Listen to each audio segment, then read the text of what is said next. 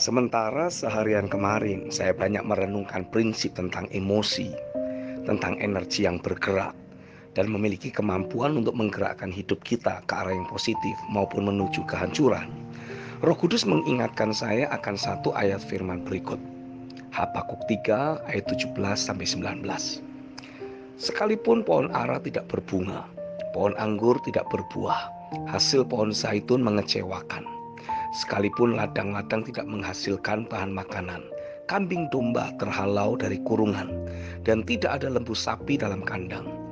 Namun aku akan bersorak-sorak di dalam Tuhan, beria-ria di dalam Allah yang menyelamatkan aku. Allah Tuhanku, itu kekuatanku. Ia membuat kakiku seperti kaki rusa. Ia membiarkan aku berjejak di bukit-bukitku. Dari ayat di atas, Roh Kudus menjelaskan kepada saya. 1.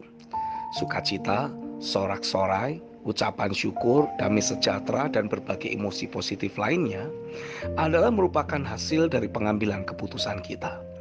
Secara lahiriah, Habakuk mendapati kondisi yang ada di sekelilingnya semuanya adalah negatif. Pohon ara, pohon anggur, pohon zaitun, dan bahkan kambing domba yang ada sama sekali tidak menghasilkan. Semua memberikan alasan yang kuat untuk seseorang jadi bersungut-sungut, kecewa, frustrasi, down, dan berbagai emosi negatif lainnya. Tapi Habakuk mengambil suatu keputusan untuk tetap bersorak-sorak dan beria-ria di dalam Tuhan.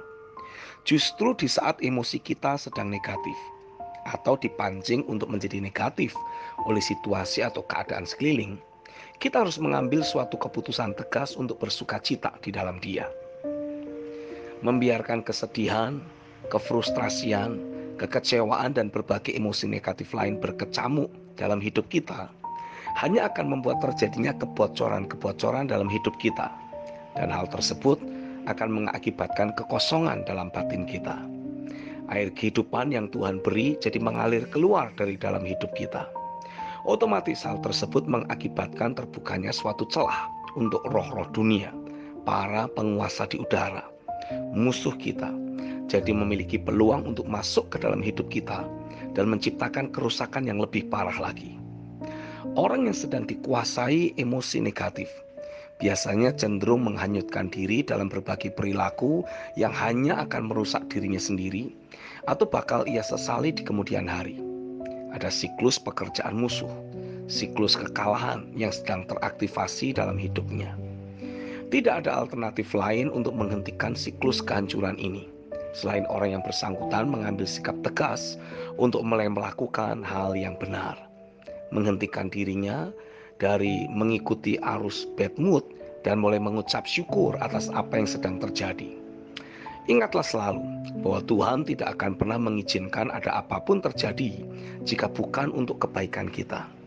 Bahkan dalam kesengajaan kita memberontak terhadap Tuhan pun, Dia tetap berkuasa untuk mengubahkan semua kehancuran yang kita hasilkan untuk mendatangkan kebaikan bagi diri kita di saat bertobat. He is the only one who has ability to change the mess in your life to become a message for His glory. Jadi tidak peduli apapun kondisi fakta buruk yang sedang kau hadapi, mulailah bersukacita di dalam Dia. Karena kemampuan atau kekuatan kita untuk bisa kembali mulai beria-ria di dalam Tuhan datang daripadanya. Yang kedua, sumber sukacita dan sorak-sorai kita bersumber dari pekerjaan firman dan roh yang terjadi di dalam hidup kita, bukan dari hal-hal yang sifatnya eksternal. Memang Habakuk mendapati semua aspek eksternal yang ia lihat, hadapi, menyatakan hal yang negatif. Tapi Habakuk menyadari bahwa sumber sukacitanya bukan berasal dari hal-hal eksternal. Sumber sukacitanya berasal dari Tuhan sendiri. Mulailah berdoa dan meminta kepada Bapa agar Ia mengaktifasi pekerjaan Roh Kudus yang menghibur dalam batin kita.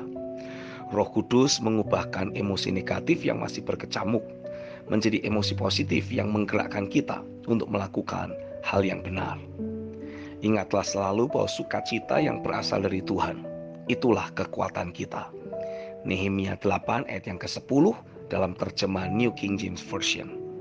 Hari ini, ambillah keputusan tegas untuk menghentikan siklus kekalahan yang selama ini ada dalam hidup kita akibat terus bekerjanya emosi negatif di dalam batin kita, dan mulailah beria-ria di dalam Tuhan. Aktivasi siklus kemenangan, siklus tuaian besar yang tanpa akhir di dalam hidupmu. Mulailah melangkah dalam iman. Tidak peduli apapun yang sedang kita rasakan, tidak peduli kondisi emosi kita pada saat ini, mulailah bertindak sesuai dengan firman-Nya. Mulailah bersyukur, mulailah memuji-muji namanya, hingga betul-betul terjadi perubahan kualitas emosi secara permanen. Amin.